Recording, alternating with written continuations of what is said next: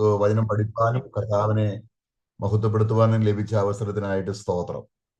प्रभु यीशु मसीह का धन्यवाद हो। प्रिय भाई बहनों, प्रभु ने हमको फिर से इस रीति से जूम प्लेटफॉर्म के मध्य भाई बहनों के साथ संगति करने के लिए प्रभु ने एक अच्छा अवसर दिया है।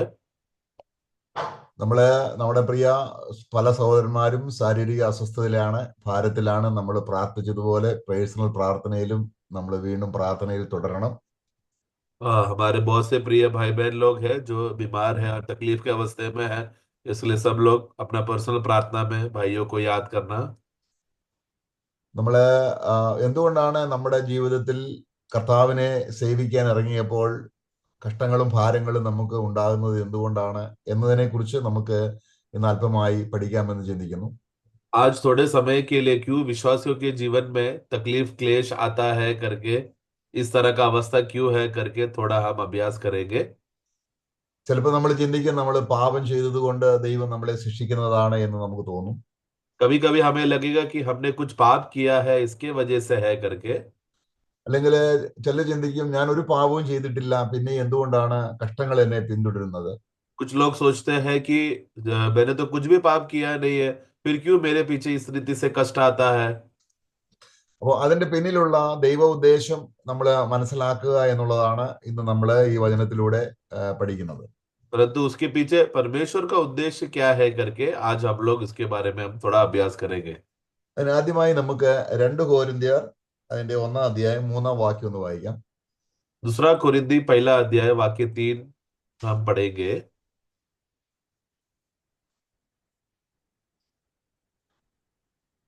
दूसरा कुरिन्थी 1:3 पढ़ेंगे। हमारे प्रभु यीशु मसीह के परमेश्वर और पिता का धन्यवाद हो, जो दया का पिता और सब प्रकार की शांति का परमेश्वर है।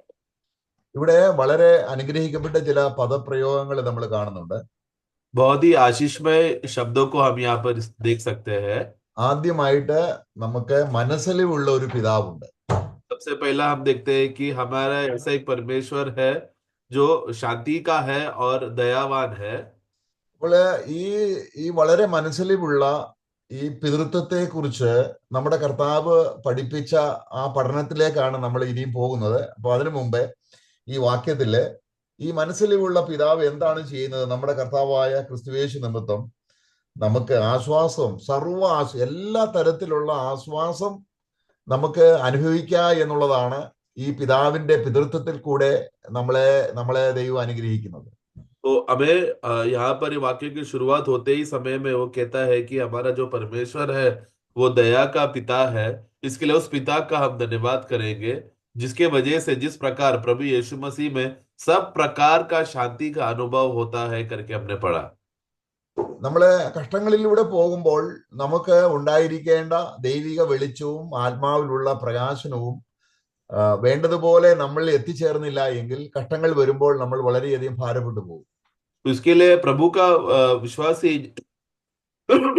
प्रभु के वचन के आधार पर अगर वो प्रभु पर आश्रय नहीं करता है तो, और प्रभु का शांति का अनुभव, सुकून अनुभव नहीं कर पाता है तो वो बहुत जल्दी दुखी और निराशा में चले जाता है।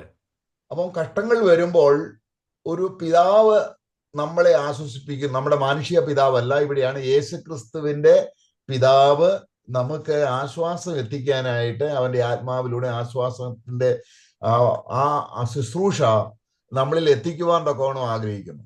तो इसके लिए हमें जो इस दुनिया में हमें एक पिता है जो हमें संभालता है। ये हमारे शारीरिक पिता का बात नहीं चल रहा, बल्कि स्वर्गीय पिता है जो यीशु मसीह का पिता है, जो हमें शांति और आश्वासन देता है। അപ്പോൾ ഈ വാക്യം ഞാൻ ആദ്യം വായിച്ചു വന്നേ ഉള്ളൂ. നമ്മള് പ്രധാനമായിട്ടും യേശുക്രിസ്തു പിതാവിനെ കുറിച്ച് എന്ത് പഠിപ്പിച്ചു എന്നുള്ളതിന്റെ ബോധ്യത്തിലേക്ക് നമ്മൾ എത്തുമ്പോൾ യേശുവിന് ലഭിച്ച പിതാവിന്റെ ആശ്വാസം നമ്മൾക്കും എത്തിച്ചേരാൻ ദൈവം ഇടവരുത്തും. അതിനാണ് നമുക്ക് ആശ്വാസത്തിന്റെ ആത്മാവിനെ തന്നെ തന്നിരിക്കുന്നത്. तो ये तो बस मैंने बेस के लिए, शुरुआत के लिए वचन लिया है, लेकिन यीशु मसीह इस दुनिया में जीते समय में किस रीति से पिता की ओर से जो वो अनुभव किया और जो हमें सिखाया पिता के विषय में, वो बातों को हम देखेंगे, जिसके द्वारा हमें एक आश्वासन का और एक सुकून का और एक शांति का आत्मा हमें मिला है करके हम समझ पाएंगे। നമുക്ക് യോഹന്നാന്റെ സുവിശേഷം 17-ാം അധ്യായം 23-ാം വാക്യം കർത്താവിന്റെ പ്രാർത്ഥനയിൽ കർത്താവ് പറഞ്ഞ ഒരു സത്യവചനമാണ്. യോഹन्ना 17 का 23 जब हम पढ़ते समय में वहां पर एक प्रभु ने एक सत्य वचन जो हमको बताया था वो हम पढ़ेंगे। ഇവിടെ കർത്താവ് പറയുകയാണ്, എന്നെ സ്നേഹിക്കുന്നത് പോലെ അവരെയും സ്നേഹിക്കുന്നു എന്നുള്ള ആ പദമാണ് നമ്മൾ പ്രത്യേകിച്ച് നമ്മൾ ചിന്തിക്കുന്നത്. यहाँ पर हम एक बात हम देखते हैं कि जिस रीति से मुझसे प्रेम किया वैसा उनसे भी प्रेम किया करके हम पढ़ते हैं। അപ്പോൾ എന്താണ് അല്ലെങ്കിൽ എങ്ങനെയാണ് പിതാവായ ദൈവം യേശുക്രിസ്തുവിനെ സ്നേഹിച്ചത്? യേശുക്രിസ്തുവിനെ മറിയയുടെ മകൻ എന്ന അർത്ഥത്തിലല്ല, പിന്നെയോ പിതാവിന്റെ പുത്രൻ എന്ന നിലയിലാണ് സ്നേഹിച്ചത്. അതേ നിലയിൽ നമ്മളെയും സ്നേഹിക്കാൻ ഒരു പിതൃത്വമുള്ള ദൈവമാണ് നമുക്ക് ഉള്ളതെന്ന് കർത്താവ് പറഞ്ഞു തരികയാണ്. तो यहाँ पर ये यीशु जब प्रार्थना करते समय में कहता है कि उनके पास एक स्वर्गीय पिता है जो मुझसे प्रेम करता है। तो वो यीशु मसीह को, जब पिता परमेश्वर ने जब यीशु मसीह से प्रेम किया, तो यीशु सिर्फ एक मरियम से आया हुआ एक बेटा है, एक मनुष्य है, उस रीति से प्रेम नहीं, बल्कि यह परमेश्वर ये बताना चाहते हैं कि ये यीशु परमेश्वर का पुत्र है। उस रीति से परमेश्वर ने पुत्र से प्रेम किया और वही रीति का प्रेम वो हमसे भी करता है, जैसे यीशु मसीह पर किया। അപ്പൊ നമ്മൾ ആദ്യമായിട്ട് നമുക്ക് ദൈവത്തെ കുറിച്ചുള്ള ഒരു ദൈവം ഉണ്ട് എന്നുള്ള നിലയിലുള്ള പ്രകാശനമല്ല ഇവിടെ നമുക്ക് റോമാലേഖനമാണ് അടിസ്ഥാന ഉപദേശപരമായിട്ട് നമുക്കുള്ളത്. റോമാലേഖനത്തിൽ ആദ്യം നമുക്ക് ദൈവത്തെ കുറിച്ചുള്ള ഒരു കാര്യം നമുക്ക് നോക്കാം. इसके लिए सिर्फ एक परमेश्वर है करके उस बोध्य के आधार पर नहीं, लेकिन वो परमेश्वर किस रीति से है और वो हमारा पिता है करके इसका बोध्य हमें समझना जरूरी है, जो इसके आधार हम रोमियो का पुस्तक से हम पढ़ेंगे। അപ്പൊ ഇവിടെ ദൈവം ആദ്യം ദൈവം ഉണ്ട് എന്ന് തെളിയിക്കാൻ പ്രകൃതിയിലൂടെ ദൈവത്തെ വെളിപ്പെടുത്തുന്ന വെളിപ്പാടിനെ കുറിച്ചാണ്, ദൈവത്തെ കുറിച്ചുള്ള വെളിപ്പാട് ഇവിടെ പറയുന്നത്. നമ്മള് റോമലേഖനം 1-ാം അധ്യായത്തിന്റെ 19-ാം വാക്യവും 20-ാം വാക്യവും വായിക്കാം. तो हम लोग रोमियो का पुस्तक 1 का 19 और 20 पढ़ते समय में प्रकृति में ही, या हमारे संसार के इस प्रकृति जो है तत्वों में ही परमेश्वर का उपस्थिति है और परमेश्वर का सबूत है करके वो 19-20 पढ़ते समय में हम देख सकते हैं। 19-20 पढ़े। इसलिए कि परमेश्वर के विषय का ज्ञान उनके मनों में प्रकट है, क्योंकि परमेश्वर ने उन पर प्रकट किया है, क्योंकि उसके अनदेखे गुण अर्थात उसकी सनातन सामर्थ और परमेश्वरत्व जगत की सृष्टि के समय से उसके कामों के द्वारा देखने में आते हैं, यहाँ तक कि वे निरुत्तर है। അപ്പൊ ഇവിടെ നമ്മൾ ആദ്യം ദൈവം ലോകത്തിൽ ഒരു ദൈവം ഉണ്ടോ ഇല്ലയോ എന്നുള്ളതിന് തർക്കം വേണ്ട. അതിന് ദൈവം എന്ത് ചെയ്തു? പ്രകൃതിയിൽ ദൈവം ഉണ്ട്, ദൈവത്തിന്റെ സൃഷ്ടി, അതിന്റെ ശക്തിയും ദിവ്യത്വവുമായ അദൃശ്യ ലക്ഷണങ്ങൾ ദൈവം സൃഷ്ടിയിൽ വെളിപ്പെടുത്തിയിട്ടുണ്ട്. അപ്പൊ ആ വെളിപ്പെടുത്തൽ ഉള്ളത് ദൈവം ഉണ്ട് എന്നുള്ളൊരു വെളിപ്പെടുത്തലാണ്. അപ്പോൾ ആ വെളിപ്പെടുത്തൽ നിന്ന് വ്യത്യസ്തമായ നിലയിൽ ഒരു ദൈവം ഉണ്ട് എന്നുള്ളതല്ല, ഈ ദൈവം നമുക്കാരാണ് എന്നുള്ള വെളിപ്പെടുത്തലാണ് യേശുക്രിസ്തുവിൽ കൂടെ ഉണ്ടാകുന്നത്. നമുക്ക് ആദ്യത്തെ വെളിപ്പാട് നമുക്ക് അത് ലോകത്തിൽ ദൈവം അത് പ്രകൃതിയിലൂടെ വെളിപ്പെടുത്തി.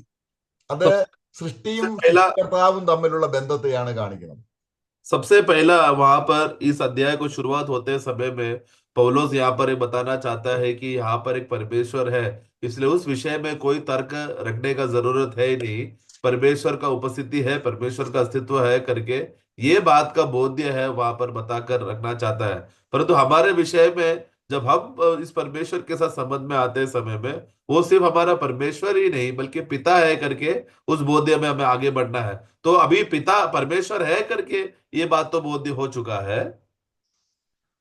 യേശുക്രിസ്തു ഈ ഭൂമിയിൽ മനുഷ്യനായി വന്നത് ഈ ഒരു പ്രകൃതിയിൽ ദൈവം ഉണ്ട് എന്ന് പറയാനല്ല, അത് പ്രകൃതി തന്നെ പറഞ്ഞുകൊണ്ടിരിക്കുന്നുണ്ട്. ഏത് കാലത്തും പ്രകൃതിയിൽ തന്നെ ദൈവം ഉണ്ട്, ദൈവം ഒരു സത്യവാനായ ഒരു ദൈവം ഉണ്ട് എന്ന് തെളിയിക്കുന്നു. പക്ഷെ ആ വെളിപ്പാടല്ല നമ്മൾ ഇന്ന് ചിന്തിച്ച് അല്ലെങ്കിൽ യേശുക്രിസ്തു വന്ന് നമുക്ക് കാണിച്ചു തന്ന വെളിപ്പാട്. इसके लिए यीशु जब इस दुनिया में आया और उन्होंने पिता परमेश्वर के बारे में जिक्र करते समय में उन्होंने कभी भी प्रकृति के द्वारा, प्रकृति में जो सामर्थ्य जो परमेश्वर है करके उस परमेश्वर के बारे में प्रकट करने के लिए वो नहीं आए, क्योंकि वो तो स्वाभाविक रीति से हम सबको मालूम है, लेकिन एक स्वर्गीय पिता है उसके बारे में बताने के लिए प्रभु आया। അപ്പൊ നമുക്ക് യോഹന്നാന്റെ സുവിശേഷം 1-ാം അധ്യായം 18-ാം വാക്യത്തിൽ നമ്മൾ വായിക്കുന്നു. യോഹന്നാൻ का सुसमाचार 1:18 में हम पढ़ते हैं। അപ്പൊ പ്രകൃതിയിൽ ഇങ്ങനെയുള്ള ഒരു വെളിപ്പാട് ഉള്ളപ്പോൾ തന്നെ യേശുക്രിസ്തു എന്താണ് ചെയ്തത് എന്ന്, യേശുക്രിസ്തു എന്ത് വെളിപ്പെടുത്തി എന്നുള്ളതാണ് 1-18 വാക്യം വായിക്കുന്നത്. जब प्रकृति इस रीति से, सृष्टि इस रीति से बताता है कि एक परमेश्वर है करके साबित करते समय में और सबूत होने के रहते समय में ही यीशु मसीह जब इस दुनिया में आया तो उन्होंने परमेश्वर को किस रीति से बताया करके यूहन्ना 1:18 पढ़ते समय में हम देखते हैं। वरना परमेश्वर को किसी ने कभी नहीं देखा, एकलौता पुत्र जो पिता की गोद में है, उसी ने उसे प्रकट किया। അപ്പോൾ ഇവിടെ ഇവിടെ പ്രകൃതിയിൽ നിന്ന് വ്യത്യസ്തമായിട്ട് ഒരു പിതൃത്വം വെളിപ്പെടുത്തുന്ന പുത്രൻ, ദൈവം പിതാവാണെന്നും ആ പിതാവിനെ വെളിപ്പെടുത്താനാണ് പുത്രൻ വന്നതെന്നും, അങ്ങനെ യേശുക്രിസ്തു ദൈവത്തെ പിതാവായിട്ട് വെളിപ്പെടുത്തുമ്പോൾ ആ വെളിപ്പാടിലുള്ള വിശ്വാസമാണ് നമുക്ക് ദൈവമക്കളായി തീരാൻ ഇടവരുന്നതാണ്. അവനെ കൈക്കൊണ്ട്, അല്ലെങ്കിൽ ദൈവത്തിന്റെ പുത്രനെ കൈക്കൊണ്ട് അവനിൽ വിശ്വസിക്കുന്ന ഏവർക്കും ദൈവം തന്റെ മകനായി തീരാനുള്ള അധികാരം കൊടുത്തു എന്നുള്ളത് ദൈവവചനത്തിലെ ഏറ്റവും ശ്രേഷ്ഠമായ സ്വർണ്ണ ലിപിയിൽ എഴുതേണ്ട വാക്യമാണ്. तो इसके लिए यहाँ पर यीशु मसीह दुनिया में आते समय में एक सृष्टि में, प्रकृति में एक परमेश्वर है करके उस प्रकार का प्रकटीकरण नहीं, लेकिन ये परमेश्वर उनका पिता है और वो पिता को यीशु मसीह ने देखा है और उन्हीं की ओर से वो आया है और उसी पिता का प्रेम को प्रकट करने आया है करके इस बात का बोध्य है। इस वचन के आधार पर हम पढ़ते हैं, जिसके वजह से हम देखते हैं कि जो कोई भी इस पुत्र पर विश्वास करने की वजह से परमेश्वर का संतान हो जाने का जो अधिकार का बात, जो हम जानते हैं कि हम सब लोगों के लिए सबसे मूल्यवान वचन है, वो इस आधार पर साबित होता है। जो कोई भी इस यीशु ने जिस पुत्र पिता को प्रकट किया है करके विश्वास करता है, उन्हें भी उनका संतान होने का अधिकार मिलता है। അപ്പോൾ യേശു ദൈവം പിതാവാണെന്നും വെളിപ്പെടുത്തിയപ്പോൾ യേശുക്രിസ്തുവിന് തന്നെ ഭൂമിയിൽ പല കഷ്ടങ്ങളും അനുഭവിക്കേണ്ടി വന്നപ്പോൾ യേശുക്രിസ്തു ദൈവത്തെ പിതാവായിട്ട് കണ്ടപ്പോൾ തനിക്ക് ലഭിച്ച ആശ്വാസം പോലെ തന്നെയാണ് അതേ തരത്തിൽ ദൈവം നമ്മളെയും സ്നേഹിക്കുന്നു എന്ന് പറഞ്ഞാൽ, ഓരോ കഷ്ടങ്ങളിലൂടെയും കർത്താവ് പോയപ്പോൾ പിതാവ് എങ്ങനെ പുത്രനെ ആശ്വസിപ്പിച്ചോ അതേ ആശ്വാസം നമുക്ക് ലഭിക്കുന്നതിനെയാണ് എന്റെ പിതാവ് എന്നെ സ്നേഹിക്കുന്നത് പോലെ നിങ്ങളെയും സ്നേഹിക്കുന്നു എന്ന അർത്ഥാൽ പറഞ്ഞു തന്നത്.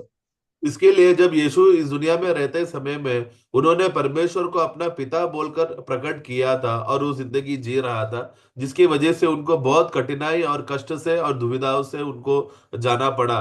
और इस सभी अवस्थाओं में यीशु कष्ट से जाते समय में ये पिता किस प्रकार का पिता है, शांति देने वाला, विश्राम देने वाला और हमको संभालने वाला एक स्वर्गीय पिता है करके इस बात का बोध से विश्वास करके वो जी रहा था और वो जीकर अनुभव किया। यही बात को प्रभु यीशु मसीह हमें भी बताना चाहता है कि जिस रीति से प्रभु यीशु मसीह ने पिता को अनुभव किया अपने तकलीफों में, उसी रीति से हम भी उस तकलीफों में अनुभव करें और उनका सुकून और शांति अनुभव करें। इसलिए जब यूहन्ना में हम पढ़ते समय में कि यीशु ने जब कहा कि जिस पिता जो मुझसे प्रेम करता है उसी रीति से तुम्हें भी हमें भी प्रेम करता है करके बोलते समय में वो वही अनुभव को वो बताना चाहता है जो यीशु मसीह खुद गया और हम भी वो अनुभव करें। അപ്പോൾ യേശു കർത്താവ് എന്തെങ്കിലും തന്റെ മുമ്പിൽ എന്തെങ്കിലും പ്രയാസമോ കഷ്ടങ്ങളോ വരുമ്പോൾ അവൻ മാനുഷികമായ ഒരു നിലയിലും ഒരു സഹോദരന്മാരെയോ അല്ലെങ്കിൽ പ്രകൃതിയിൽ എന്തെങ്കിലെയോ ആശ്രയിക്കാതെ തന്റെ ദൈവത്തെ തന്റെ പിതാവായിട്ട് അനുഭവിച്ച് ആ കഷ്ടങ്ങളിൽ എല്ലാം അവൻ ആശ്വാസം അപ്പോൾ അവൻ സന്തോഷവാനായി ജീവിച്ചതുപോലെ ഇന്ന് നമുക്ക് പിതൃപുത്ര ബന്ധത്തിൽ നാം എത്തിച്ചേരുമ്പോൾ നമുക്ക് ലഭിക്കുന്ന അതേ ക്രിസ്തുവിന് ലഭിച്ച അതേ സഹായം നമ്മളിലും എത്തിച്ചേരുവാൻ യേശുക്രിസ്തു നമുക്ക് വേണ്ടി ആയിരിക്കുന്നു എന്നുള്ളത്, അല്ലെങ്കിൽ ദൈവം പിതാവായിട്ടായിരിക്കുന്നു എന്നുള്ളത് നമ്മൾക്ക് എല്ലാ കഷ്ടങ്ങളിലും ആശ്വാസത്തിന്റെ തികവെത്താൻ നമുക്ക് കാരണമായി തീരും. तो इसके लिए यीशु जब इस दुनिया में रहते समय में और तकलीफों में, वेदनाओं में जाते समय में वो कोई भी मनुष्यों के ऊपर आश्रय नहीं किया, कोई भी सृष्टियों या कोई जीवियों पर आश्रय नहीं किया, बल्कि उसका पूरा का पूरा आश्रय पिता परमेश्वर की ओर से था और पिता परमेश्वर का शांति उसको नियंत्रण करके उसको संभालता था, चलाता था। वही रीति से अनुभव हमें भी करने के लिए प्रभु यीशु मसीह के कार्य के द्वारा वही पिता परमेश्वर का वो प्रेम हमें भी अभी उपलब्ध है। അപ്പൊ നമുക്ക് പൗലൂസ് തന്റെ ജീവിതത്തിൽ കൊരിന്ത്യരോട് പറയുന്നുണ്ട്. 2 കൊരിന്ത്യർ 12-14 വാക്യത്തിൽ നമ്മൾ വായിക്കുന്നു. दूसरा कोरिन्थी 2 कोरिन्थी 2 കൊരിന്ത്യർ 12-14 12 का 14 जब पढ़ते समय में कोरिन्थियों को पौलुस कहता है, पढ़ेंगे। देख, मैं तीसरी बार तुम्हारे पास आने को तैयार हूँ और मैं तुम पर कोई भार न रखूंगा, क्योंकि मैं तुम्हारी संपत्ति नहीं वरन तुम ही को चाहता हूँ। क्योंकि लड़के बालों का माता पिता के लिए धन बटोरना न चाहिए, पर माता पिता को लड़के बालों के लिए। ഇവിടെ നമ്മൾ ഒരു യഥാർത്ഥ പിതാവിന്റെ ഉത്തരവാദിത്വം ഒരു അപ്പൻ തന്റെ മകനെ സ്നേഹിക്കുന്നത് ആ മകൻ ഒരുപാട് സ്വത്തുണ്ട് അല്ലെങ്കിൽ വസ്തുവകകൾ ഉണ്ട് എന്നുള്ളത് കൊണ്ടല്ല. പിന്നെയോ എന്റെ മകനാണ് എന്നുള്ളത് കൊണ്ടാണ് ഈ അപ്പൻ മകനെ സ്നേഹിക്കുന്നത്. तो यहाँ पर पौलुस वहां पर एक पिता को अपने बच्चों के ऊपर का रिश्ते को वो बताना चाहता है कि मेरा बेटा बहुत धनवान है, इसके लिए मैं मेरा बेटे से प्रेम करूंगा, उसके आधार पर नहीं, लेकिन क्योंकि वो मेरा बेटा है और मेरा जिम्मेदारी है उसको संभालना, इसके लिए पिता अपना बेटे से प्रेम करता है। അപ്പം പൗലോസ് പറയുകയാണ്, പൗലോസ് ദൈവത്തിന്റെ ആ മനസ്സലിവ് തോന്നിയിട്ട്, ദൈവത്തിന്റെ ആ കരുണ തന്റെ ഹൃദയത്തിൽ വന്നിട്ട്, നമ്മൾ കൊരിന്ത്യലേഖനം നമ്മൾ വായിച്ചു, ഏത് കഷ്ടങ്ങളിലും ഉള്ളവരെ ഞങ്ങൾ ആശ്വസിപ്പിക്കുന്നതിന് ഞങ്ങൾ തന്നെ യേശുക്രിസ്തുവിന്റെ പിതാവായി ദൈവം സർവ്വ ആശ്വാസങ്ങളുടെയും പിതാവായി അനുഭവിക്കുന്നത് കൊണ്ടാണ് ഞങ്ങൾക്ക് കഷ്ടങ്ങളിലുള്ളവരെ ആശ്വസിക്കാൻ കഴിയുന്നത്. तो इसके लिए पौलुस भी इस रीति से पिता पुत्र का रिश्ता जो परमेश्वर के द्वारा, पिता परमेश्वर के द्वारा अपने जीवन में अनुभव करने की वजह से, वो उसी रीति से हमने जैसा शुरुआत में पढ़ा 2 कोरिन्थी 1:3 में कि वो हमारे यीशु मसीह का परमेश्वर और पिता का धन्यवाद करते हैं, जो दया का पिता है, जिसने सब प्रकार का शांति का परमेश्वर है, जिसके वजह से सब प्रकार के क्लेश का के अनुभव में जब वो लोग जाते समय में वो दूसरों को शांति और आश्वासन वो लोग दे सकते हैं जो भी क्लेश से जाते हैं। മക്കൾ അമ്മയപ്പന്മാരെ അല്ലെങ്കിൽ അപ്പനെ അല്ല ആശ്വസിപ്പിക്കേണ്ടത്, പിന്നെ അപ്പൻ മക്കളെയാണ് എന്നത് ദൈവത്തിൽ നിന്നും താൻ പഠിച്ച പാഠമാണ്. അതാണ് ഇപ്പോൾ വായിച്ചത്. तो हमने जैसा अभी 2 कोरिन्थी 12:14 में पढ़ा, बच्चे कभी भी माता पिता को आश्वासन देकर या जिए संभाले उस रीति से नहीं, बल्कि पिता है, माता पिता है जो बच्चों को देखभाल करके संभालता है करके, ये सबक पौलुस परमेश्वर का प्रेम से सीखने के द्वारा वो ये वाक्य को लिखकर कहता है। അപ്പൊ യേശുക്രിസ്തു ഭൂമിയിലായിരുന്നപ്പോൾ പിതാവായ ദൈവം തന്റെ പുത്രനെ കരുതിയതുപോലെ തന്നെ പൗലോസിനെയും പിതാവായ ദൈവം കരുതിയതിന്റെ ആ സാക്ഷ്യമാണ് പൗലോസ് പറയുന്നത്. तो जिस रीति से यीशु जब इस दुनिया में जीते समय में पिता ने यीशु को संभाला और यीशु मसीह का देखभाल किया, वही गवाही पौलुस भी अपने जीवन में वो कहता है कि वही यीशु मसीह का पिता मुझे मेरा भी देखभाल करके मुझे संभाल रहा है। അപ്പോൾ പൗലോസിന് യേശുക്രിസ്തുവിന്റെ പിതാവ് എന്റെയും പിതാവാണെന്ന് പുത്രത്വത്തിൽ കൂടെ താൻ അനുഭവിച്ചപ്പോൾ ഏത് കഷ്ടങ്ങളിലൂടെയും പോകുന്നതിന് തനിക്ക് ധൈര്യം ലഭിച്ചു. इसके लिए जब उसको समझ में आया कि यीशु मसीह का पिता भी पौलुस का भी पिता है, स्वर्गीय पिता है, ये बात का बोध होने की वजह से जैसा पिता परमेश्वर ने यीशु को संभाला वो मुझे भी संभालेगा करके बोध आया, तो वो सब प्रकार का तकलीफ, क्लेश और कष्ट में वो आश्वासन से, खुशी से जिया। നമ്മുടെ കർത്താവും അപ്പോസ്തലനായ പൗലോസുമാണ് ഏറ്റവും അധികം കഷ്ടം അനുഭവിച്ചത്. हम जानते हैं कि हमारा प्रभु और प्रेरित पौलुस परमेश्वर का राज्य के विषय में सबसे ज्यादा कष्ट सहा। അപ്പൊ യേശുക്രിസ്തു ആ ഏതൊരു വഴിയിലൂടെ പോയോ അതേ വഴിയിലൂടെയാണ് പൗലോസും പോയത്. जिस रीति से, जिस मार्ग में, रास्ते से, जिस अवस्थे से यीशु मसीह गया, उसी रास्ता और अवस्थे से पौलुस भी गया। പൗലോസ് പറയുന്നുണ്ട്, യോഹന്നാന്റെ സുവിശേഷം 14 അധ്യായത്തിൽ കർത്താവ് പറയുന്നുണ്ട്, ഞാൻ അവിടെ ആ വാക്യം ഒന്ന് വായിക്കാം നമുക്ക്. യോഹന്നാന്റെ സുവിശേഷം 14 അധ്യായത്തില് യോഹന്നാൻ 14 में पढ़ते हैं, ദൈവം പിതാവാണെന്ന് കർത്താവ് വെളിപ്പെടുത്തിയപ്പോൾ, जो परमेश्वर पिता है करके जब यीशु ने प्रकट किया, तब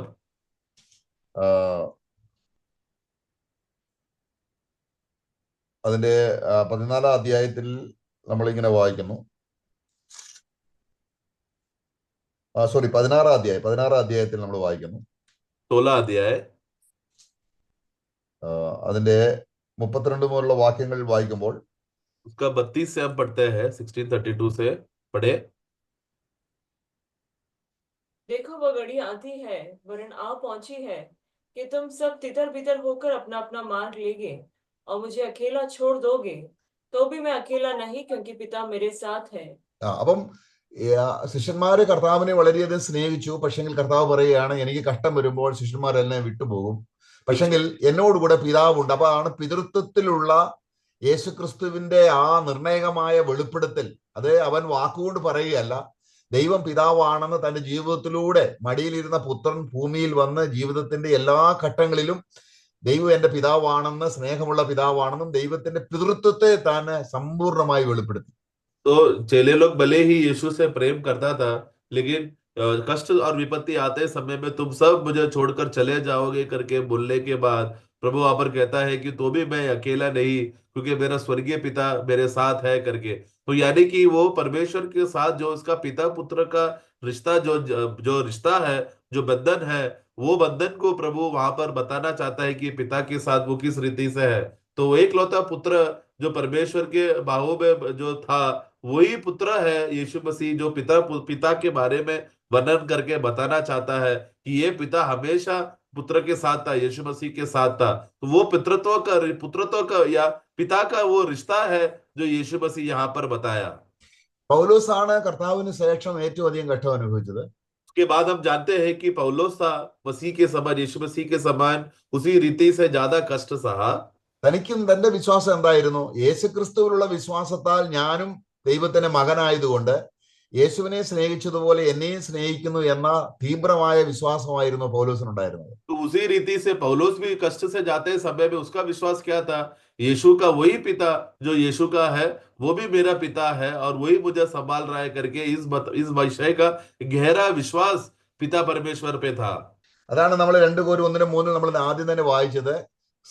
മനസ്സലിവുള്ള പിതാവ് സർവ്വ കഷ്ടങ്ങളിലും ഞങ്ങളുടെ കർത്താവായ യേശു ക്രിസ്തുവിന്റെ പിതാവ്. അപ്പൊ ദൈവത്തിന്റെ പിതൃത്വം, ആ പിതൃത്വത്തിന്റെ ഉത്തരവാദിത്വം എന്താണ് എന്ന് ഗ്രഹിച്ചറിഞ്ഞെങ്കിൽ മാത്രമേ നമുക്ക് കഷ്ടങ്ങളും പ്രയാസങ്ങളും വരുമ്പോൾ ഈ പിതൃത്വത്തിൽ ആശ്രയിച്ച് ക്രിസ്തു പറഞ്ഞ വാക്കിൽ വിശ്വസിക്കാൻ കഴിയുള്ളൂ.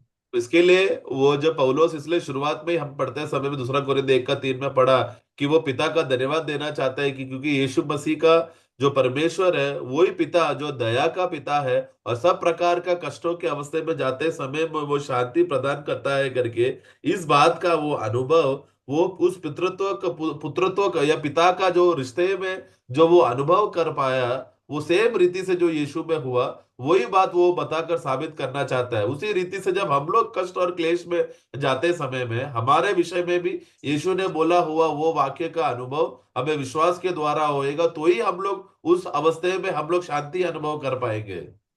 അപ്പൊ നമുക്ക് യേശുക്രിസ്തു ഈ ഭൂമിയിലായിരുന്നപ്പോൾ കർത്താവായ യേശുക്രിസ്തു പിതാവിന്റെ പുത്രനാണ് എന്ന് പരിശുദ്ധാത്മാവിൽ അത് വെളിപ്പെടുത്തി ദൈവം സാക്ഷ്യം പറഞ്ഞു, ഇവൻ എന്റെ പ്രിയപുത്രൻ. तो इस दुनिया में जब यीशु जीते समय में पिता ने ये बात साबित करके दिखाया कि ये यीशु ही उनका पुत्र है करके, ये मेरा प्रिय पुत्र है करके पिता ने गवाही दिया। കർത്താവ് യോഹന്നാന്റെ സുവിശേഷം അതിന്റെ 5-ാം അധ്യായത്തില് ഇങ്ങനെ 51-ാം വാക്യത്തിൽ വായിക്കുന്നുണ്ട്. 31-ാം വാക്യത്തിൽ വായിക്കുന്നുണ്ട്. യോഹന്നാൻ 5:31 में हम इस रीति से पढ़ते हैं।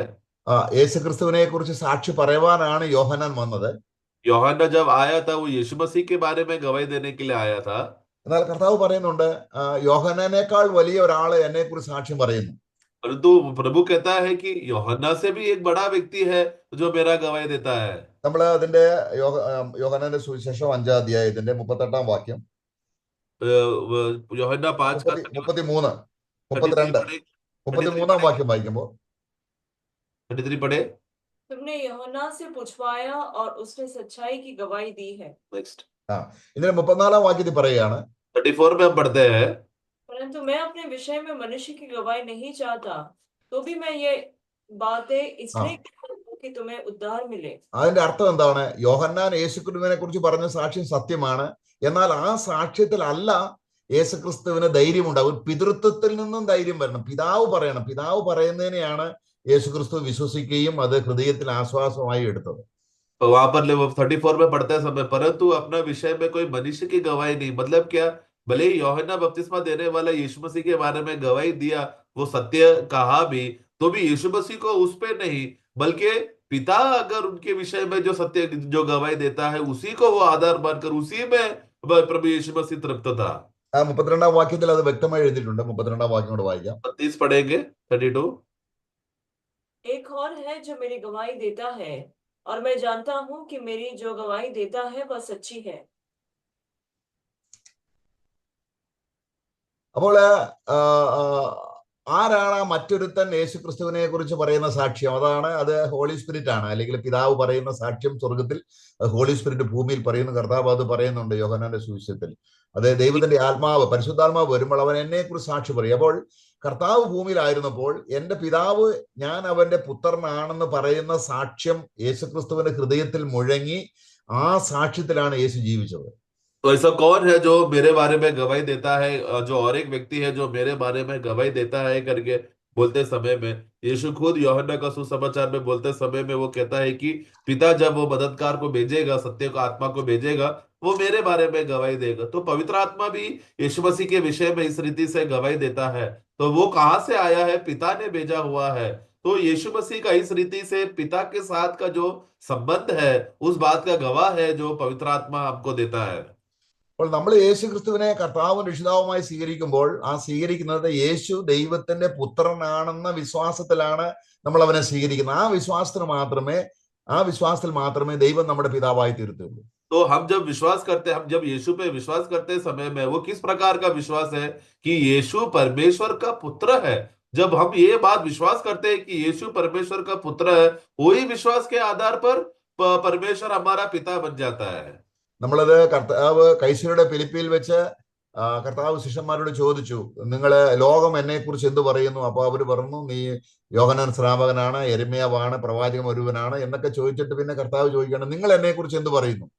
जब प्रभु ने अपने चेलों को पूछा कि लोग मेरे विषय में क्या कहता है, तो कुछ लोग बोलने लगे यूहन्ना बपतिस्मा है, एलाइजा है, बाकी अन्य भविष्यवक्ता है करके लोग, जब चेले लोग ने गवाही दिया, तो प्रभु पूछते हैं कि तुम मेरे विषय में क्या कहते हो।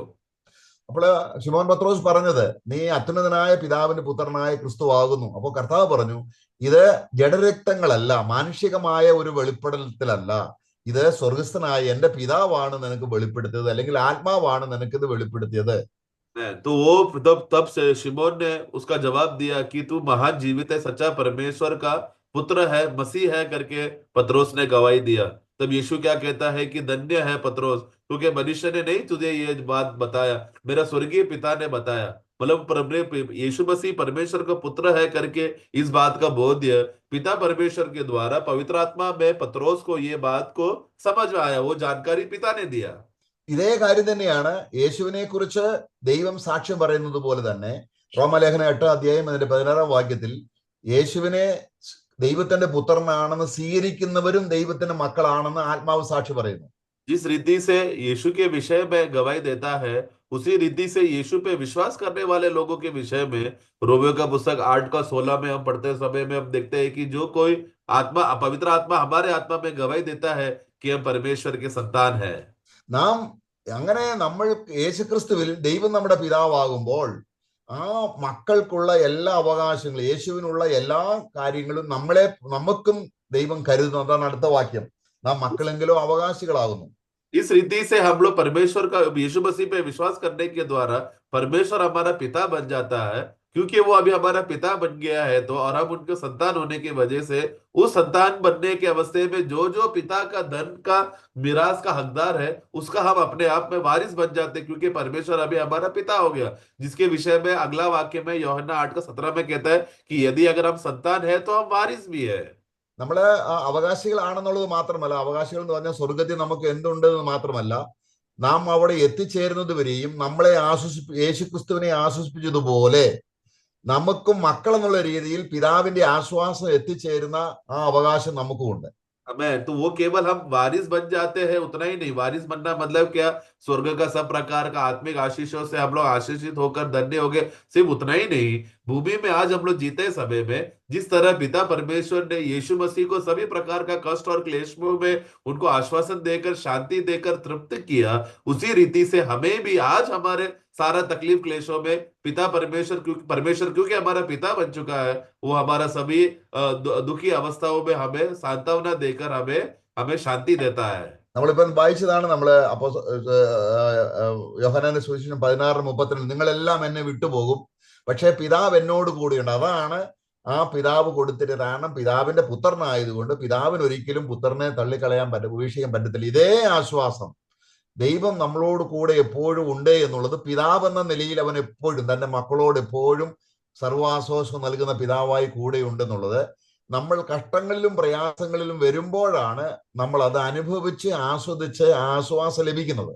हमने जैसा यूहन्ना 16 में भी हमने पढ़ा था कि तुम सब लोग मुझे छोड़ोगे लेकिन तो भी मेरा पिता मेरे साथ रहेगा, पिता मुझे नहीं छोड़ेगा करके। इस बात का, शांति का अनुभव जैसा यीशु को था, ऐसा हर एक विश्वासी लोग, जो जिसका उस विश्वासी लोग जिनका परमेश्वर पिता बन चुका है, जो जो लोगों का परमेश्वर पिता है, उन सभी लोगों के जीवन में तकलीफ और क्लेश में आते समय में वो लोग भी यही अनुभव कर सकते हैं कि शांति का प्रभु, शांति का पिता हमें आश्वासन देता है और हमें संभालता है। എന്നാൽ നമുക്ക് ഈ ദൈവം പിതാവാണെന്ന് അറിയാൻ തക്കണമെങ്കിൽ നമ്മുടെ ശൈശവാവസ്ഥ വിട്ടിട്ട് പുത്രത്വത്തിലേക്ക് വളരുമ്പോൾ മാത്രമേ നമുക്ക് ഈ രീതിയിലുള്ള ദൈവം എന്റെ പിതാവാണെന്നുള്ള തിരിച്ചറിവ് കിട്ടത്തുള്ളൂ. परंतु हम लोग परमेश्वर मेरा पिता है और ये पिता मुझे संभालता है करके इस बात का बोध्य में बढ़ना है, तो सबसे पहला हमारे अंदर से बचपना हटकर हमें पुत्रत्व में बढ़ना जरूरी है। जितना हम लोग पुत्रत्व में बढ़ेंगे उतना हम लोग परमेश्वर का, हमारा पिता होने का गहराई का अनुभव हमको मिलेगा। നമ്മള് ഗലാത്യ സഭയിലുള്ള വിശ്വാസികളെ ദൈവത്തിന്റെ ദാസൻ പഠിപ്പിച്ചു, അതിന് ദൈവം നമ്മുടെ പിതാവാണ്. കാരണം അവൻ അവിടെ നമ്മുടെ അതിന്റെ 4-ാം അധ്യായത്തിൽ വായിക്കുന്നുണ്ട്. നാം പുത്രത്വം അവിടെ വായിക്കുന്നത്, അവിടെ 4-ാം അധ്യായത്തിന്റെ 4 മുതലുള്ള വാക്യങ്ങൾ വായിക്കുമ്പോൾ ദൈവം നമ്മുടെ പിതാവാണെന്നും നമ്മളെ പിതാവ് പുത്രനിലൂടെ വിലയ്ക്ക് വാങ്ങിയെന്നും നമ്മൾ അവകാശികളാണെന്നെല്ലാം കാര്യം അവരെ പഠിപ്പിക്കുന്നുണ്ട്. हम लोग गलतियों के पुस्तक में पढ़ते हैं समय में गलती मंडली को, पौलुस गलती मंडली को परमेश्वर हमारा पिता है करके इस बात का शिक्षण और अभ्यास लोगों को दिया था और लोगों को सिखाया था। जो हम लोग अध्याय 4 में 4 से 5 6 7 हम पढ़ते समय में अभी हम लोग परमेश्वर के पुत्र है और ये परमेश्वर हमारा पिता है जिसको हम लोग हे अब्बा हे पिता करके पुकार सकते हैं। ये शिक्षण पौलुस ने पहले ही गलती मंडली को दिया था। നമ്മളെ ന്യായപ്രമാണത്തിന്റെ കീഴ് എന്ന് പറഞ്ഞാൽ ന്യായവിധിയിൽ നിന്നും നമ്മളെ രക്ഷിച്ച് ദൈവം നമ്മളെ വിലയ്ക്ക് വാങ്ങി, യേശു രക്തം കൊടുത്ത് വിലയ്ക്ക് വാങ്ങി, നമ്മളെ ദൈവത്തിന് വിലയ്ക്ക് വാങ്ങിയിട്ട് നമുക്ക് ദൈവം പിതാവായി തീർന്നു. എന്നിട്ട് അബ്ബാ പിതാവേ എന്ന് വിളിക്കുന്ന പുത്രത്വത്തിന് ആത്മാവിനെയും തന്നു എന്ന് അവിടെ 5-6 വാക്യങ്ങളിൽ വായിക്കുന്നുണ്ട്. हम लोग 5 और 6 पढ़ते समय में हम लोग जो व्यवस्था के अधीन थे, मतलब क्या, परमेश्वर के न्याय के अधीन थे, सब नरक में जाने वाले थे। ऐसे लोगों को परमेश्वर ने यीशु मसीह के द्वारा मूल दाम देकर, हमें छुटकारा देकर हमें खरीद लिया। खरीदने की वजह से अभी हम लोग परमेश्वर के वस्तु बन गए, हम लोग परमेश्वर के लोग बन गए। यही परमेश्वर के लोगों को अभी वो क्या करता है, लेपालक के द्वारा पुत्रत्व का आत्मा में अभी हमें परमेश्वर हमारा पिता बन गया, जिसके वजह से अभी हमको अधिकार है परमेश्वर को हे अब्बा हे पिता करके बुलाने के लिए। അങ്ങനെ ഗലാത്യർക്ക് മനസ്സിലായി ദൈവം അവരുടെ പിതാവാണ്, കാരണം യേശുക്രിസ്തുവിന്റെ പിതാവ് ഞങ്ങളുടെയും പിതാവാണ്. इस रीति से गलती मंडली के लोगों को यह बात समझ में आया कि पिता परमेश्वर अभी उनका पिता है।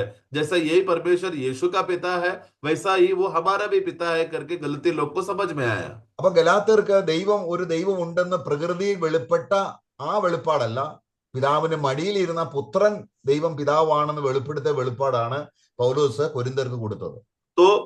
तो गलती लोग को अभी कोई सामान्य विषय नहीं कि एक परमेश्वर है, एक सृष्टि करता है, उस प्रकार का ज्ञान नहीं, लेकिन परमेश्वर के गोद में बैठा हुआ यीशु मसीह, जिन्होंने आकर इस परमेश्वर जो पिता है करके प्रकट कराया, उसी रीति का बोध्य और उसी रीति का सत्य गलती के विश्वासी लोग भी समझ में आया कि वही परमेश्वर पिता है करके। എങ്കിലും അവർക്കത് അതുപോലെ അവരുടെ ഹൃദയത്തിൽ കർത്താവും പൗലോസും അപ്പോസ്തലന്മാരും പിതാവിനെ മനസ്സിലാക്കിയതുപോലെ അവര് മനസ്സിലാക്കി കൊടുത്തുവെങ്കിലും അവരുടെ അനുഭവത്തിൽ അത് എത്തിയില്ല. അതാണ് നമ്മൾ 8 മുതലുള്ള വാക്യങ്ങൾ വായിക്കുമ്പോൾ കാണുന്നത്. तो भी हम देखते हैं कि जिस रीति से यीशु ने पिता परमेश्वर को पिता का अनुभव किया, चेले लोग ने अनुभव किया, पौलोस ने अनुभव किया, बाकी प्रेरित लोगों ने जिस रीति से अनुभव किया, उस रीति से गलती मंडली लोगों ने पूर्ण रीति से अनुभव में भले जानकारी मिलने के बावजूद भी अनुभव में उनको नहीं हो पा रहा था, जिसके वजह से वाक्य 8 से हम लोग पढ़ते समय में हम देखते हैं। അവിടെ പറയാണ്, എന്നാൽ 8-ാം വാക്യത്തിൽ വായിക്കുകയാണ്, അന്ന് നിങ്ങൾ ദൈവത്തെ അറിയാതെ സ്വഭാവത്താൽ ദൈവങ്ങളല്ലാത്തവർക്ക് അടിമപ്പെട്ടു പോകുന്നു എന്ന് പറഞ്ഞാൽ ജാതികളായിരുന്നു. 8 पढ़ना। भला तब तो तुमने परमेश्वर को न जानकर उनके दास थे जो स्वभाव से परमेश्वर नहीं। मतलब वो लोग अन्य जाति के रीति से मूर्ति पूजा में रहकर अन्य जाति के स्वभाव में वो लोग जीते थे। ഇത് ആ അർത്ഥത്തിലല്ല, യഹൂദന്മാരെന്നുള്ള രീതിയിലാണ്. അത് ദൈവത്തെ അവർ അറിഞ്ഞു. हाँ, परंतु और एक यहूदी लोग जैसा जिस रीति से वो लोग परमेश्वर को जानते थे, उस रीति का जानकारी भी था उनके पास। സ്വഭാവ രീതിയിൽ ഒരു ദൈവം ഉണ്ടെന്ന് അറിഞ്ഞു. तो स्वाभाविक रीति से एक परमेश्वर है करके ऐसा बात वो लोग जानते थे। എന്നാൽ നിങ്ങള് ദൈവത്തെ പിതാവായി അറിഞ്ഞിരുന്നില്ല. എന്നാൽ അതിന്റെ 9-ാം വാക്യം, ഇപ്പോഴോ ദൈവത്തെ പിതാവായി അറിഞ്ഞും ദൈവം നിങ്ങളെ മക്കളായിട്ടും അറിഞ്ഞു ഇരിക്കെ. കണ്ടോ ആ വ്യത്യാസം കണ്ടില്ലേ? तो भी उन लोगों ने परमेश्वर ये पिता है करके उस बात का बोध वो लोग नहीं समझा था। परंतु वाक्य 9 में हम लोग जहाँ पढ़ते हैं समय में, तो भी तुम लोग परमेश्वर का पहचान में आया, मतलब क्या, परमेश्वर पिता है करके जानने को आया। और परमेश्वर परमेश्वर तुम्हें जानता है, मतलब क्या, कि परमेश्वर जानता है कि तुम अभी गलती लोग, तुम मेरे बच्चे हो करके। इस तरह पिता पुत्र का रिश्ता पौलोस वहां पर गलती मंडली को बताना चाहता है। അപ്പൊ അങ്ങനെ ഇരിക്കെ അവരെന്ത് ചെയ്തു? കഷ്ടങ്ങളും പ്രയാസങ്ങളും ഒന്നും ഇല്ലാതിരിക്കുന്ന സമയത്ത് അവർ ഭൗമിക രീതിയിലുള്ള ആർഭാടങ്ങളിലേക്കും ലൗകിക സന്തോഷങ്ങളിലേക്കും അവർ വീണുപോയി.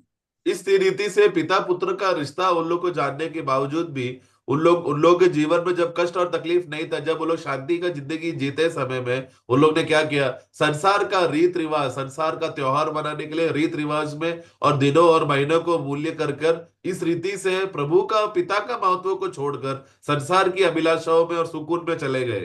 അതിന്റെ 10ാം വാക്യം 10वां वाक्य में हम पढ़ते हैं, तुम दिनों और महीनों और नियत समयों और वर्षों को मानते हो। നിങ്ങൾ ഇങ്ങനെ ലോകത്തിന്റെ ഗതി അനുസരിച്ച് ഒരു ദൈവത്തിന്റെ മകൻ എന്ന രീതിയിൽ യോഗ്യമല്ലാത്ത രീതിയിൽ ആയിപ്പോയപ്പോൾ ഞാൻ നിങ്ങൾക്ക് വേണ്ടി എന്താണ് അധ്വാനിച്ചത്? ദൈവം പിതാവാണെന്ന് ഞാൻ നിങ്ങളെ പഠിപ്പിച്ച ആ ശ്രമത്തെ നിങ്ങൾ വ്യർത്ഥമാക്കി കളഞ്ഞു. तो इसके लिए पौलुस वहां पर वो कहता है कि मैं तुम्हारे विषय में डरता हूं कि तुम्हारे विषय में मैंने इस रीति से परिश्रम किया, वो व्यर्थ हो जा रहा है। तो पर पौलुस ने क्या गलती लोगों के ऊपर परिश्रम किया? किस बात का?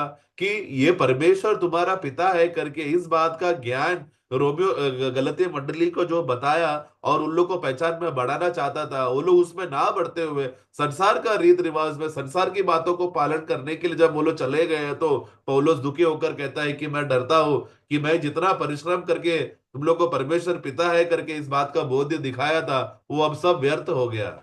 അപ്പൊ നമ്മള് ഈ ഭൂമിയിൽ നമുക്കൊരു മാനുഷികമായ പിതാവ് ഉണ്ടെങ്കിൽ കഷ്ടങ്ങളോ പ്രയാസങ്ങളോ വരുമ്പോൾ ആ പിതാവ് ആശ്വസിപ്പിക്കുന്നു. എന്നാൽ ദൈവത്തിലുള്ള പിതൃത്വം എന്ന് പറയുന്നത് ഒരിക്കലും മാറിപ്പോകുന്നില്ല, അത് നിത്യമാണ്. മാനുഷികമായ പിതാക്കന്മാർ നീങ്ങിപ്പോകും, അവർക്ക് മരണം സംഭവിക്കാം, കഴിവില്ലാതെ പോകാം. എന്നാൽ കർത്താവ് അപ്പസ്തലൻ പഠിപ്പിച്ചത് ഇതാണ്: ഏത് കഷ്ടങ്ങളിലും നമുക്ക് ആശ്വാസം തരുന്ന ഒരു പിതാവുണ്ട്. അപ്പം അതാണ് കർത്താവ് പറഞ്ഞത്. അത് യോഹന്നാന്റെ സുവിശേഷം 14-ാം അധ്യായത്തിൽ പറയുന്നുണ്ട് കർത്താവ്, നിങ്ങളുടെ ഹൃദയം കലങ്ങിപ്പോകരുത്, നിങ്ങൾ എന്നിലും എന്റെ പിതാവിലും വിശ്വസിക്കണം എന്ന് പറഞ്ഞാൽ എന്നെ എന്റെ പിതാവ് എങ്ങനെ കരുതിയോ, നമുക്ക് വേണമെങ്കിൽ ആ വാക്യം ഒന്ന് വായിക്കാം. ഇതാണ് കർത്താവ് യോഹന്നാന്റെ സുവിശേഷം 14-ാം അധ്യായത്തിൽ കഷ്ടങ്ങളും പ്രയാസങ്ങളും വരുമ്പോൾ ദൈവത്തെ പിതാവായിട്ട് അനുഭവിക്കുന്ന ആ അനുഭവത്തിലേക്ക് നമ്മൾ പ്രവേശിക്കണം. स्वाभाविक रीति से हमारा जो स्वर्गीय शारीरिक पिता जो रहता है समय में, हमें जब तकलीफ क्लेश होते हैं समय में, हमारा शारीरिक पिता हमेशा हमको आश्वासन देता है, सुकून देता है, हमें शांति का बात कर कर हमारे तकलीफों में हमें मदद करता है। लेकिन वो कितना समय तक रहेगा? क्योंकि दुनिया का पिता, संसार का पिता ज्यादा समय तक नहीं रहता, वो बदल जाएगा, मतलब वो अगर मृत्यु की वजह से वो हट जाएगा। इसलिए हमेशा हमेशा के लिए हमें वो शांति का आश्वासन देने वाला पिता का साथ हमारे साथ नहीं रहेगा।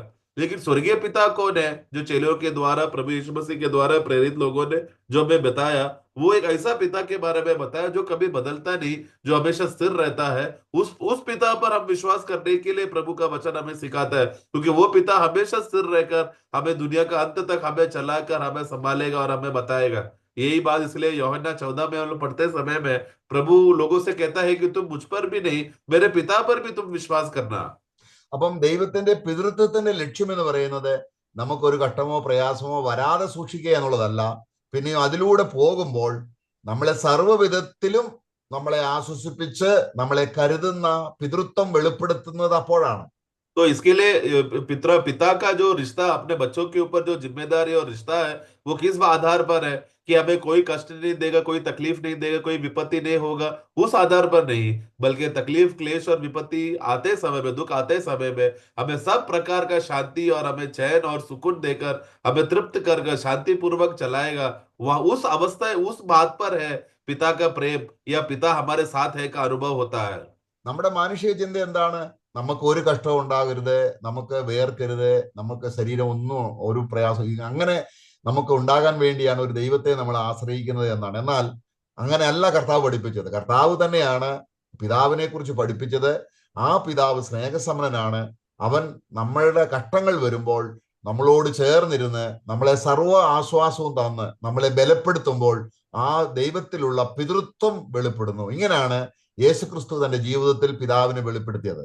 स्वाभाविक रीति से हम क्या सोचते हैं कि हमारे हमारे हमें संभालने वाला है, परमेश्वर हमें संभालता है, इसके लिए हमारे जीवन में कोई तकलीफ नहीं है, कोई भी क्लेश नहीं आएगा, मुझे दुख नहीं होगा, यहाँ तक कि पसीना भी मैं नहीं बहाऊंगा। इसके लिए तो मैं परमेश्वर को पुकार रहा हूँ, एक ऐसा परमेश्वर जो मुझे कोई भी विपत्ति आने नहीं देगा।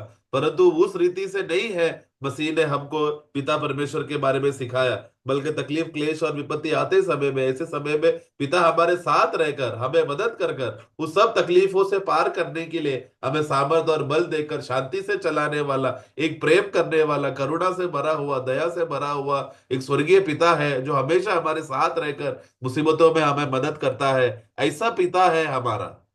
അപ്പൊ യേശു നമുക്ക് വെളിപ്പെടുത്തി തന്ന പിതാവ് നമുക്ക് ഇപ്പോൾ പിതാവായിട്ടില്ല എങ്കിൽ ഈ പുത്രനിലൂടെ നമുക്ക് ലഭിച്ച പിതൃപുത്രത്വത്തിന്റെ ആ സ്നേഹം നമ്മൾ എത്തിയില്ല എങ്കിൽ നമ്മൾ മരിക്കുമ്പോൾ നമ്മളൊരു പിതൃത്വം ഇല്ലാത്തവരായി പോകും. तो प्रियो, जिस यीशु ने पिता के बारे में जिक्र किया और वही पिता हमारा स्वर्गीय पिता है करके उस बात का बोध अगर हमारे जीवन में अगर नहीं है, यीशु ने जिसके बारे में पिता के बारे में बताया वो पिता हमारे जीवन में पिता नहीं बन रहा है, तो हम लोग वास्तव में असली में हम लोग एक अनाथ का अवस्था है। वो अवस्था हम लोग मरने के बाद भी हम लोग वही अनाथ रहेगा, बिना पिता का हम लोग मरेंगे अगर जिंदा रहते समय में स्वर्गीय पिता हमारा पिता नहीं है तो।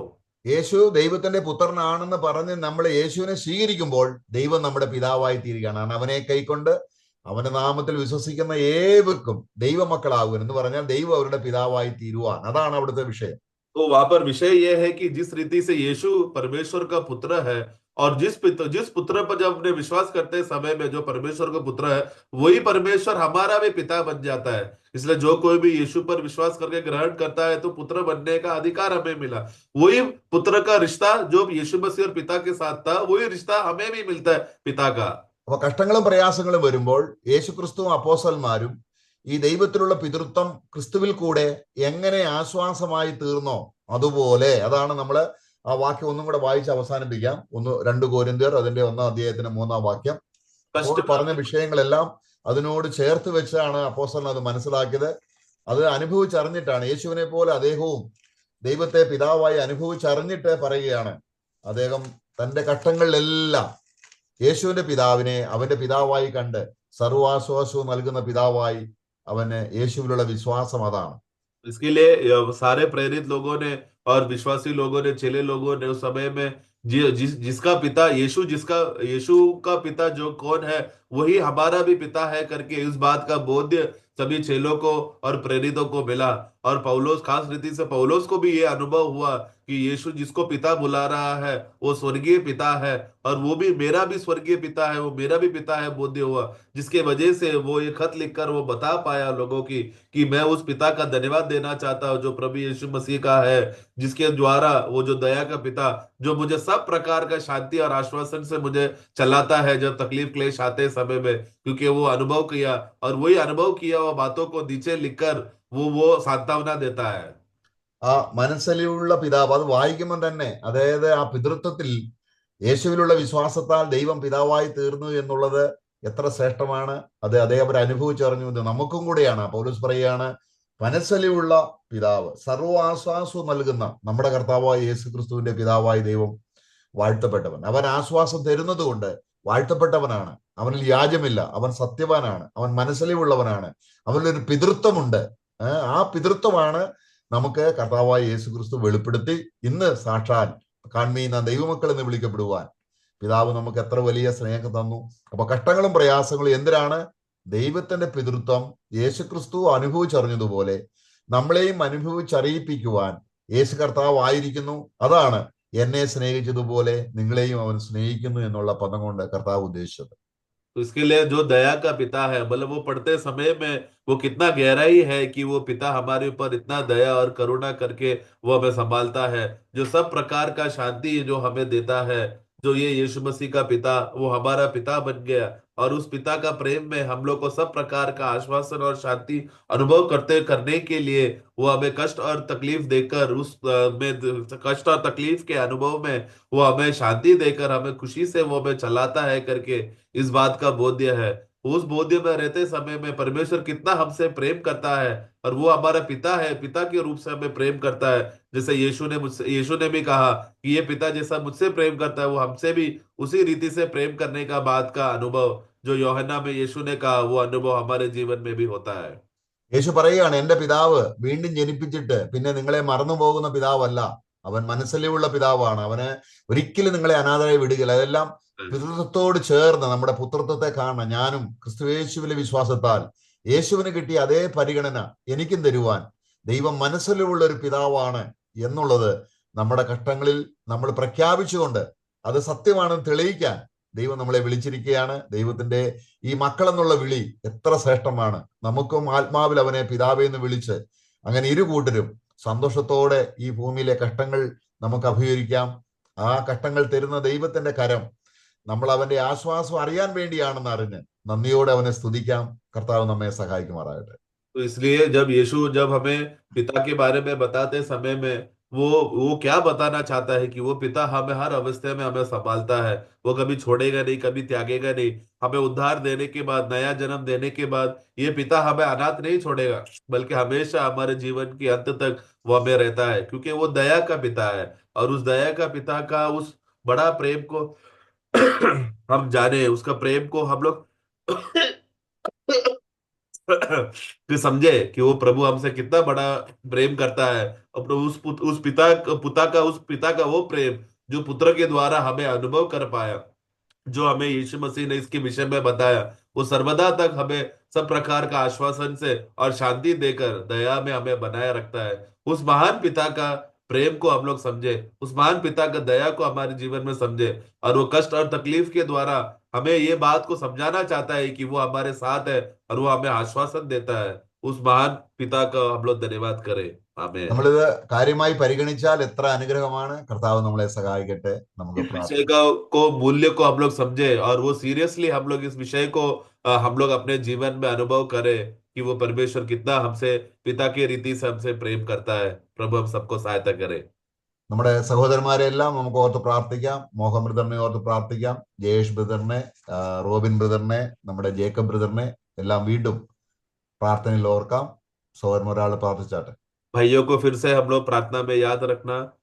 Jayesh brother, Mohan brother, Jacob brother, robin brother, Mohan brother, सबको इस रीति से प्रार्थना में याद रखना। और हम सब लोग याद करेंगे किस रीति से पिता परमेश्वर हमें संभालता है, देखभाल करता है। आमेन।